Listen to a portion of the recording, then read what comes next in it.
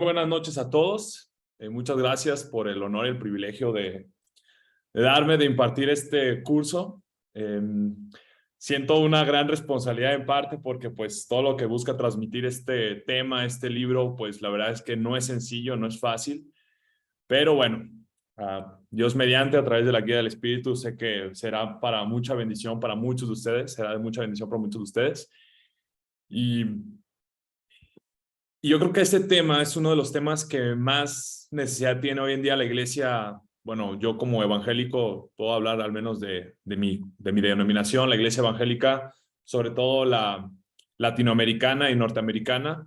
Le falta muchísimo este tema y durante el curso veremos por qué. Bien, voy a compartir mi pantalla.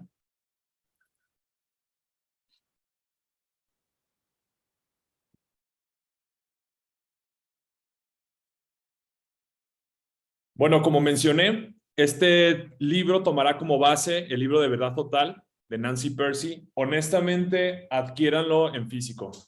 No tiene pierde. En físico, adquiéranlo. De lo bueno que está, lo he leído 3 veces. Parece que está un poco denso, pero la verdad es que la lectura se disfruta muchísimo. Se disfruta muchísimo. Me abrió mucho los ojos este libro.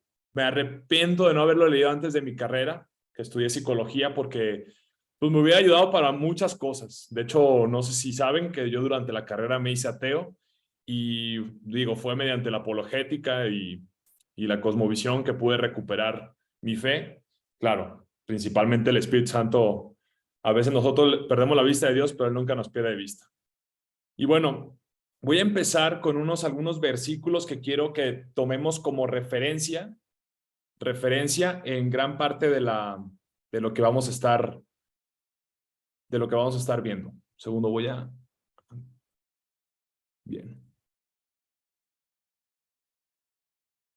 Este versículo que conocemos como la Gran Comisión, Jesús dice: toda potestad me es dada en el cielo y en la tierra. Hoy en día a muchos cristianos les preguntas quién gobierna el cielo y te van a responder automáticamente que Cristo, pero les preguntas quién gobierna la tierra y hay muchos cristianos responden que el diablo, y no es así. Cristo es rey tanto del cielo como de la tierra. Tiene potestad sobre todas las naciones.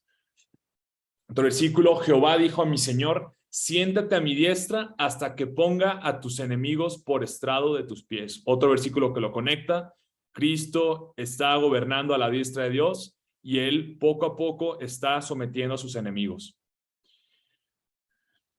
Porque preciso es que Él reine hasta que haya puesto a todos sus enemigos debajo de sus pies. Otra vez, sus enemigos van a ser puestos debajo de sus pies mientras Él está sentado a la derecha de su Padre. Y yo también te digo que tú eres Pedro, y sobre esta roca edificaré mi iglesia, y las puertas del Hades no prevalecerán contra ella. ¿A través de quién está sometiendo a sus enemigos Cristo? A través de nosotros, de su iglesia. Y la promesa es que las puertas del Hades no prevalecerán contra ella. Muchas personas piensan que el Hades nos tiene rodeados y estamos poco a poco siendo sometidos, que no va a prevalecer, pero poco a poco nos va sometiendo. La verdad es que es al revés. La iglesia, claro, con sus subidas y bajadas, está derrotando al Hades poco a poco. Y bueno, hay muchísimos versículos más que podría compartir sobre el tema de la soberanía y reinado de Cristo y cómo Cristo puso todas las cosas a los pies de la iglesia, y poco a poco vamos a ir triunfando. Bueno, de manera general, esta videollamada, en este video, será la introducción. Después, cada día estaremos viendo un capítulo. En la primera parte son 4 capítulos, la segunda parte igual, la tercera parte igual. La parte 4 es un solo capítulo, y al final, dependiendo los tiempos y cómo vaya el curso, veremos si hablamos un poco de los apéndices que vienen en el libro, que también se me hicieron bastante buenos. La pregunta: ¿por qué es importante una cosmovisión? Bueno, para empezar, al entender cómo se forma una cosmovisión y cómo esta nos conduce y nos limita nuestro pensamiento, pues nos va a llevar a comprender muchísimas cosas, tanto individuales, personales, como de tu familia, de tu localidad, de tu país, de tu iglesia. En serio, les abre muchísimo la mente al comprender el tema de cosmovisión. Y miren, no solemos ver nuestra cosmovisión. Todos tenemos una cosmovisión, pero usualmente la ignoramos. Pero la cosa es que sí vemos todo lo demás a través de ella. Entonces, tener una comprensión sobre nuestra cosmovisión va a ser muy importante para poder ver con más claridad, porque la cosmovisión nos indica qué es lo real e importante o qué es lo irreal y que no tiene trascendencia. Otra importancia, sobre todo para los jóvenes y adolescentes, es que desarrollar una cosmovisión sólida es como una especie de escudo de viajero contra los asaltos sorpresa de los bandidos. ¿Y a quién me refiero a estos bandidos? En las universidades, los maestros, que con todas estas ideologías y otras cosmovisiones le roban fe a los jóvenes de la iglesia. La universidad es los principales lugares donde las personas pierden su fe. Yo no fui la excepción y sin duda si me hubiera equipado una cosmovisión sólida, esto no hubiera sucedido. Pero bueno, gracias a Dios ya nadie me la roba. Bueno, también es importante porque todos sabemos que la cultura occidental cambió enormemente durante el siglo XX. Pero la pregunta es, ¿sabemos cómo ocurrió dicho cambio? Eso lo vamos a estar viendo, porque cosas que antes eran consideradas perversas y criminales, ahora las están normalizando. También otra cosa importante es que nuestra fe dejará de ser un asunto privado. Muchas veces creemos que el cristianismo solamente es para nuestra vida individual, moral, para nuestra familia, para nuestra iglesia. Creemos que no tiene nada que ver en la política, en la economía, en las universidades, en el derecho, etcétera, etcétera. Entonces, con esto vamos a ver que el cristianismo es una cosmovisión integral que cubre absolutamente todas las áreas. Voy a hacer una pequeña advertencia antes de entrar de lleno al tema. Vamos a hacer críticas tanto del catolicismo romano como del protestantismo. Lo aclaro porque no quiero llorones al rato. Lo advierto de una vez. Si no aceptas críticas de tu propia denominación, por favor, este no es un curso para ti. Tenemos que ser autocríticos, seas católico romano, seas protestante, hemos cometido errores, se dice y no pasa nada. Lo advierto porque los que me siguen en redes saben cómo hay gente que se altera, tanto de mi propia denominación como de otras. Pero bueno, sobre aviso no hay engaño. Entonces, hay que entender algo. Los cristianos solamente fuimos llamados para redimir individuos, sino para culturas enteras. El evangelio no solamente es para nuestra vida individual, es para redimir culturas enteras, ¿ok? Muchas veces la gente que niega esto, yo les pregunto, a ver, ¿cómo es posible que el pecado del primer Adán haya traído maldición sobre no solamente la humanidad, sino sobre la creación entera? A la tierra les crecieron espinos. Pero ¿por qué creemos que el evangelio solamente se limita al ser humano en sí? Es una pregunta interesante. Entonces, como mencioné antes, para poder hacer esta redención cultural, se requiere aplicar principios bíblicos no solamente en nuestra esfera privada, sino también en la pública. Esta frase de Charles Spurgeon, que precisamente Charles Spurgeon fue muy importante, fue pieza clave para frenar la llegada del comunismo a Inglaterra, menciona, el evangelio es como un león enjaulado. No precisa ser defendido, solo tiene que salir de la jaula. Tenemos que liberarlo. La política no basta. A los principios del siglo XX, los cristianos dominaban la cultura en Estados Unidos, pero a través de una serie de eventos como el juicio de Scopes versus el Estado, el auge del modernismo teológico, los conservadores religiosos, de cierta manera, para defenderse, lo que hicieron fue cerrarse en las paredes del templo. Se cerraron las paredes del templo, pero surgen neoevangélicos que buscan salir de dicho encierro de forma correcta. La cosa es que buscaron recuperar la cultura, pero no carecían de las herramientas conceptuales para dicha tarea. Intentaron involucrarse en la política para lograrlo, pero descubrieron que la política refleja la cultura y no al revés. Esto es algo muy importante que también tenemos que tener presente a lo largo del curso. La política es un reflejo de la cultura y la cultura es un reflejo de la religión. Entonces, primero necesitamos reformar nuestras iglesias.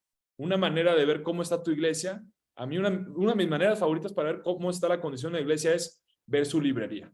¿Cuáles son los libros que están vendiendo? Y ahí me doy cuenta de muchísimas cosas. Entonces, reformamos la iglesia local, por ende, se genera una reforma en la subcultura y de ahí puede haber una reforma política. Las batallas políticas, las batallas legislativas son importantes, no estoy diciendo lo contrario, son importantes, pero generalmente son medidas defensivas. Y para ganar una batalla cultural necesitas ataque. Y en una batalla cultural no puedes contraatacar si no tienes cultura, ¿ok? Y bueno, ya mencioné un poco de esto. Para un cambio a largo plazo, los cristianos, los laicos, los cristianos comunes debemos reformar la cultura dentro de nuestras esferas locales, como en la familia, el club, las escuelas, etcétera, etcétera. La pérdida de nuestros hijos, bien. Como mencioné, muchos cristianos jóvenes pierden su fe en la universidad porque no desarrollamos una cosmovisión bíblica. Un acierto de las iglesias y de las familias cristianas es que enseñan qué es el cristianismo, pero su error es no enseñar por qué es verdadero. También se les enseñó que el corazón lo usamos para la religión, mientras que el cerebro lo usamos para la ciencia o para otras áreas públicas. Entonces vamos a tener que romper con esta separación entre el corazón y el cerebro. No tenemos que reducir al cristianismo solamente para impacto en nuestra devoción personal, sino también para que impacte el ámbito, entre comillas, como aquí lo pongo, secular. Vamos a ver a lo largo del curso que el secularismo no es neutral, también está basado en presuposiciones religiosas que se aceptan por fe, no por racionamiento. Las instituciones públicas afirman ser científicas y carentes de valores. Entonces lo que hacen es relegar a los valores a la esfera privada de la devoción personal. Entonces vamos a ver también a lo largo del curso varias dicotomías que las quiero expresar de esta manera. Hoy en día las sociedades están divididas en la esfera privada, que es nuestras preferencias personales, y la esfera pública, que es conocimiento científico. Tenemos esta dicotomía. Recuerden la separación cerebro-corazón. También lo podemos ver de esta manera. Los valores son como una elección individual y los hechos nos obligan a todos. En la cuestión de los valores es cuando escuchan esta famosa frase de, bueno, eso puede ser verdad para ti, pero pues no para mí. Y esto también lo podemos ver como en las universidades tenemos esta dicotomía del posmodernismo, generalmente más presente en las humanidades, y en otras áreas como las STEMs, las ciencias exactas, matemáticas, está más involucrado el modernismo, que supuestamente son cosas objetivas e universalmente válidas.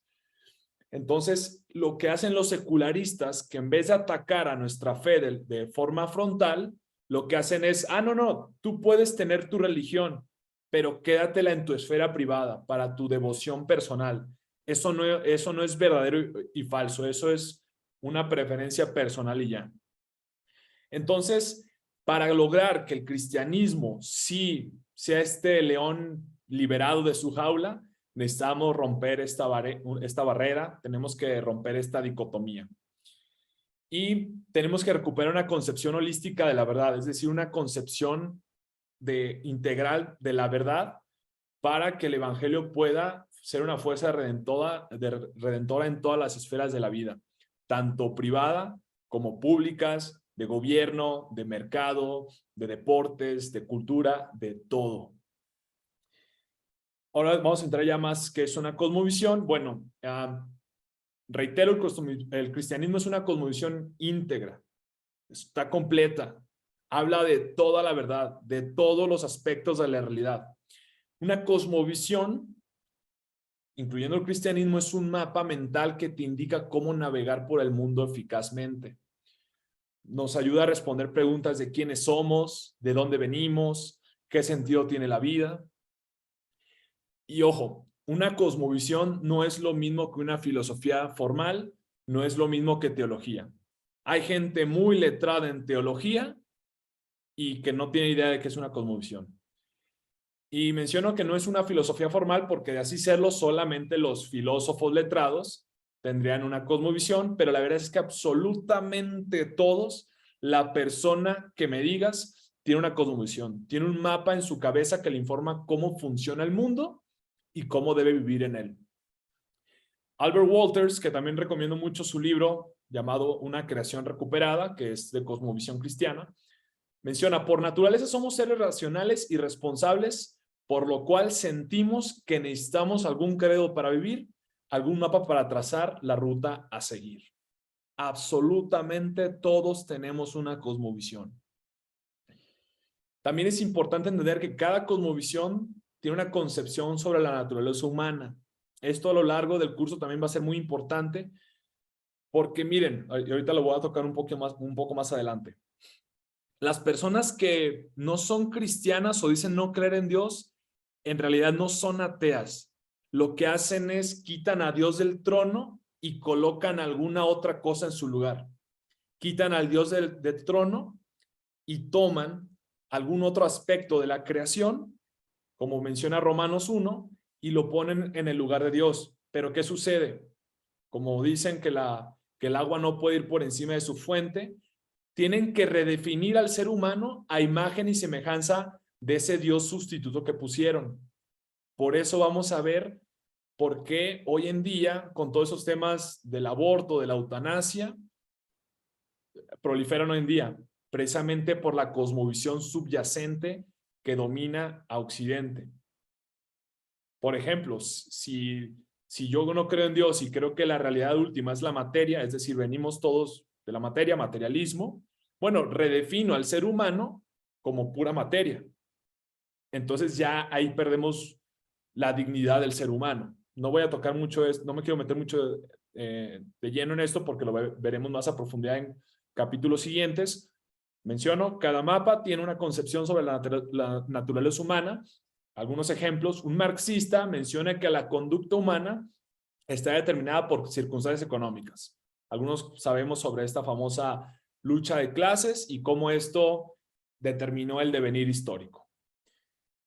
Los freudianos, de psicoanálisis, Sigmund Freud, atribuye a todas las cosas a instintos sexuales reprimidos. Estoy siendo muy simplista aquí, obviamente yo como psicólogo podría explicar un poquito más sobre el psicoanálisis, pero esto lo simplifico.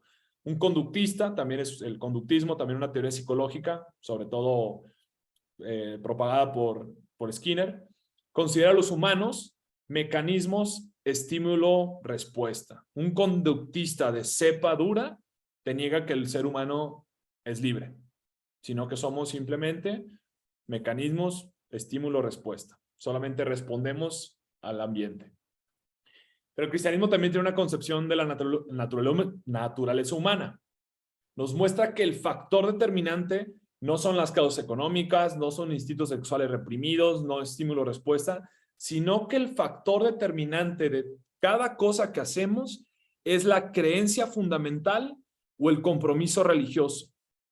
¿Qué quiere decir esto? Que somos moldeados por el Dios que adoramos, sea el Dios de la Biblia u otra deidad sustituta. Como dije, una persona que no cree en el Dios trino, en el Dios verdadero, no deja de creer en Dios automáticamente, sino que toma algún otro aspecto de la creación y lo pone en el lugar de Dios. Y eso, en última instancia, es lo que determina la conducta humana.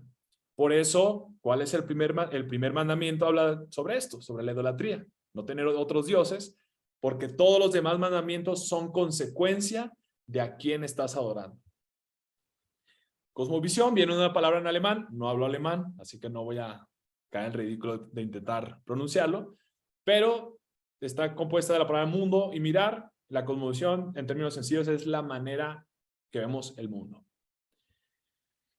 Y bueno, la mejor manera para entender todo lo que está sucediendo alrededor de nuestra cultura es viendo cuál es la cosmovisión subyacente. Como mencioné, todos estos movimientos de aborto, homosexualidad, LGBT, eutanasia, etcétera, etcétera, simplemente son, vamos a decir, las olas en la superficie, pero la cosmovisión subyacente son las placas tectónicas causando toda esa marea, causando todo ese movimiento. Entonces, para poder comprender y para poder verdaderamente luchar contra todo aquello, tenemos que irnos más a profundidad. Y bueno, también recomiendo mucho, si quieren ahondar en estos temas, que lean a Abraham Kuyper y Hermann Dooyeweerd, que son considerados o se les conoce popularmente como neocalvinistas holandeses. Después voy a recomendar algo de literatura de ellos, que es fantástica, un poquito más compleja, pero la verdad es que no tiene pierde. Mencionan que para contrarrestar el espíritu de nuestro tiempo, requerimos una cosmovisión bíblica integradora. Es decir, una cosmovisión que toque absolutamente todas las áreas. Esto sería una perspectiva de la vida que dé origen a formas de cultura claramente cristianas, con la salvedad de que no se trata meramente de la creencia relativista de una cultura concreta, sino de la basada en la palabra de Dios. A ver, es la palabra de Dios, inspiración divina. Dios es el creador de absolutamente todos, de todo, incluyendo las leyes económicas, las leyes de la lógica, las leyes del arte, las de armonía, las leyes jurídicas, de absolutamente todas las áreas. Entonces, la Biblia tiene que tocar absolutamente todas las esferas porque es la verdad total absolutamente de todo. Pero hay que entender que lo de la cosmovisión no solamente es una cuestión académica, hay que tener cuidado de no caer en este error. En esencia también una cosmovisión, claro, es padrísimo estudiar esto desde el ámbito académico, pero también es para profundizar en nuestro carácter espiritual. Es una cuestión profundamente espiritual. Tenemos que iniciar para poder tener una cosmovisión que impacte a los demás, tiene que impactarnos a todo nuestro ser. Tiene que iniciar sometiendo la mente al Señor y ser enseñado por Él. Nuestra fuerza motriz, o sea, ¿cuál es la principal razón por la cual tenemos que estudiar cosmovisión? Es porque así estamos respondiendo al mandamiento de amar al Señor tu Dios con todo tu corazón, con toda tu alma, con todas tus fuerzas y con toda tu mente. Absolutamente todo. Y bueno, vamos a estar viendo a lo largo de este curso, y quienes ya llevan tiempo en el cristianismo saben que para crecer intelectualmente hay que crecer espiritualmente, pero también para crecer espiritualmente hay que crecer intelectualmente. También en la iglesia evangélica ha surgido un movimiento que tergiversan este versículo de la letra mata, pero el amor edifica, creyendo que no tenemos que apelar a la intelectualidad. A ver, en el libro de Oseas vemos claramente que Dios dice, mi pueblo pereció porque le faltó conocimiento. El cristianismo es un tipo de educación. Ojo, no tienes que ser una persona letrada y educada para ser cristiana, pero te vas a dar cuenta que tu intelecto crece a medida que avanzas en el cristianismo, porque el cristianismo también es una forma de educación. No solo es educación, pero es una forma de educación. Y hay que entender que Dios no solo es el Salvador, es el Creador. Como mencioné, Él creó absolutamente todas las esferas, la esfera económica, la política, la jurídica, etcétera, etcétera. Entonces, cada aspecto que acabo de mencionar, cada aspecto de la creación, tenemos que interpretarla a la luz de la palabra, a la luz de su verdad, para así poder hacer que la Biblia se convierta en unos anteojos que nos puedan ofrecer una nueva perspectiva sobre los hechos y pensamientos. No limitar, no solamente es cuando voy a tomar una decisión moral, esta famosa pregunta de ¿qué haría Jesús? No. O sea, sí, pero no. También es utilizar la verdad bíblica para analizar absolutamente todas las áreas, incluyendo la mía, la psicología, porque también hay un movimiento dentro de la iglesia evangélica que no, la psicología es del diablo, la política es del diablo. ¿Saben quién es el que más le gusta esa frase de la política es del diablo? Al diablo mismo, porque dice, perfecto, yo me quedo con la política. No tenemos que huir de la política, tenemos que reformar la política. Una de las frases de la reforma que más me gusta es Ecclesia reformata, semper reformanda est, secundum verbum Dei. Iglesia reformada está constantemente reformándose según la palabra de Dios. Y yo creo que no solamente tiene que aplicar esto a la iglesia reformada, sino absolutamente a todas las áreas de la creación. El mercado se tiene que reformar según la palabra de Dios. La política, el gobierno, el Estado se tiene que reformar según la palabra de Dios. Las familias, la cultura, el arte, absolutamente todo debe de irse reformando basado en la palabra de Dios. Y bueno, Muchos de ustedes ya conocerán esta palabra, santificación. Es dolorosa, requiere esfuerzo, requiere disciplina, requiere sacrificio, y como la cosmovisión también se vuelve parte de nuestra santificación, es lo mismo. Conforme vamos siendo purificados, refinados, vamos a ver que no vamos a desear otra cosa más que doblar todas las fibras de nuestro ser, incluyendo las áreas mentales, para cumplir con esta oración del Padre Nuestro que dice: venga tu reino. Y bueno, ya para hablar qué vamos a estar viendo en este curso a lo largo de estas sesiones, vamos a ver el tema de la cosmovisión entretejiendo las perspectivas que aportan tres hebras, tres áreas. En la parte 1 vamos a estar tocando mucho de esta dicotomía que mencioné hace rato sobre lo sagrado y lo secular, sobre los valores y los hechos, sobre el cerebro y el corazón. Vamos a hablar de esta dicotomía que nos restringe a los cristianos de llevar nuestra fe a todas las áreas, y pues nos crea como personas fragmentadas, nos forma como personas fragmentadas, viviendo el domingo como si fuera un día y el resto de los días como si fueran mundos completamente diferentes. Entonces, bueno, esto ya lo mencioné, que para poder encontrar esta integridad en esta cosmovisión, pues tenemos que estar dispuestos a entregarnos totalmente a la dirección de Dios. Y algo que les va a encantar es que en serio trae mucho gozo este tema. En serio. De hecho, la persona que me lo recomendó, que han visto que he generado contenido con él para el canal I de Gracia, me menciona que cuando descubrió ese tema y leyó este libro y todo, dice que hasta sacar la basura era un gozo, porque cada cosa que él hacía era para la gloria de Dios. Porque a veces los cristianos creemos que solamente estamos aportando para el avance del reino, los cristianos laicos, por medio de nuestros diezmos, ofrendas y nuestras oraciones. Que los que verdaderamente están avanzando el reino son los misioneros, los ministros, los pastores, los diáconos, los presbíteros, y que los laicos somos como una especie de cristianos de segundo nivel. Pero no, vamos a ver que cualquier trabajo en el que estés, por más que le digan que es un trabajo secular, te vas a dar cuenta que Dios en realidad está trayendo el reino y sometiendo a sus enemigos a través de ese trabajo.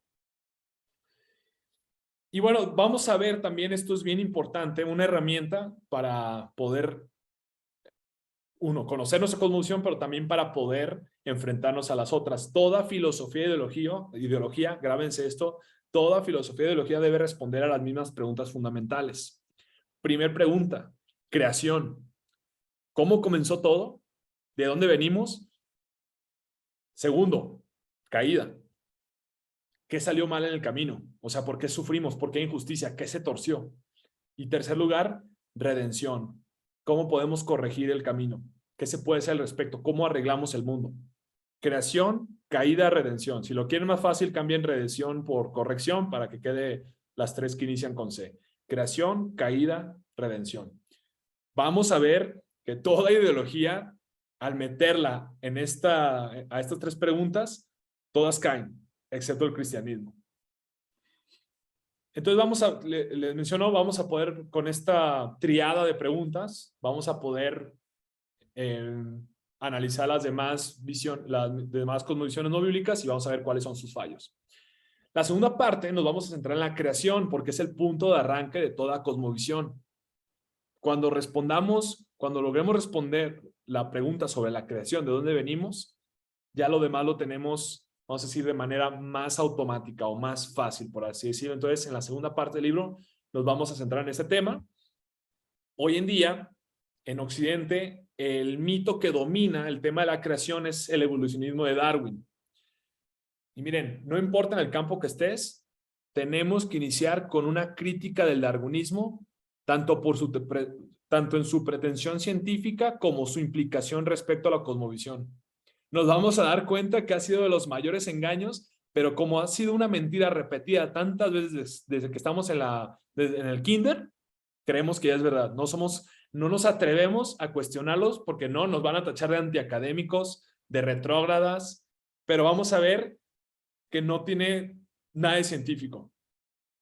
Entonces, y de hecho, los últimos descubrimientos científicos desacreditan las teorías naturalistas de la evolución, mientras que sustentan el concepto de designio inteligente. Vamos a ver cómo la ciencia en realidad respalda nuestra cosmovisión. Y también vamos a ver cómo el darwinismo no solamente se quedó en el campo científico.